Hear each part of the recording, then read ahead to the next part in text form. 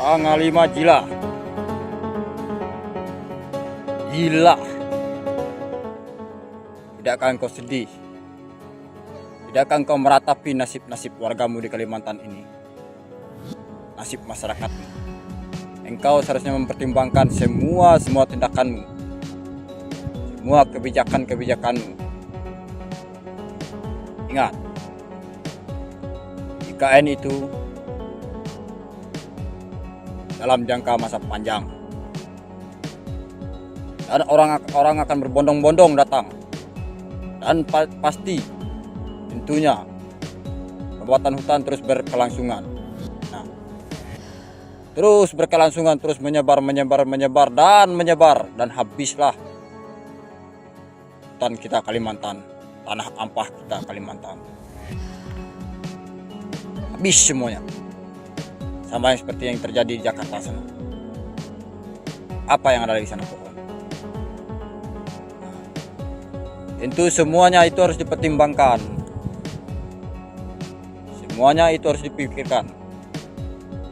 Sementara kan kamu tahu, orang-orang kita Dayak ini sudah tertindas oleh PT Perkebunan Kelapa Sawit di mana-mana, di setiap daerah pelosok Kalimantan ini, demo sana sini.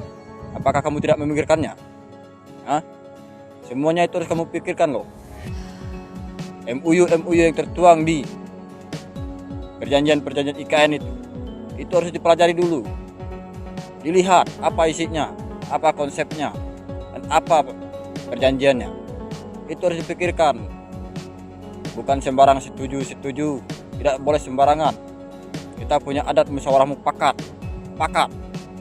Pakat seluruh tokoh-tokoh Dayak, tertua Dayak yang ada di tanah Kalimantan ini. Itu cara yang benar.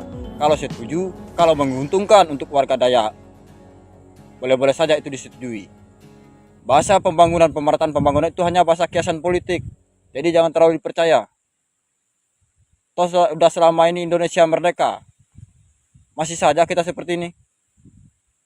Jalan belum hitam, lumpur kepayak, sampai ke pelosok. Masyarakat nangis meragang di jalan, anak-anak susah mau sekolah. Apa yang udah meratakan? Bangun dulu manusianya, SDM-nya. Bangun jalan-jalan transportasi untuk keluar masuk orang-orang, anak-anak yang bisa bersekolah, yang bisa berpendidikan tinggi. Nah, itu cara yang benar. Itu drop IKN itu, bangun apanya?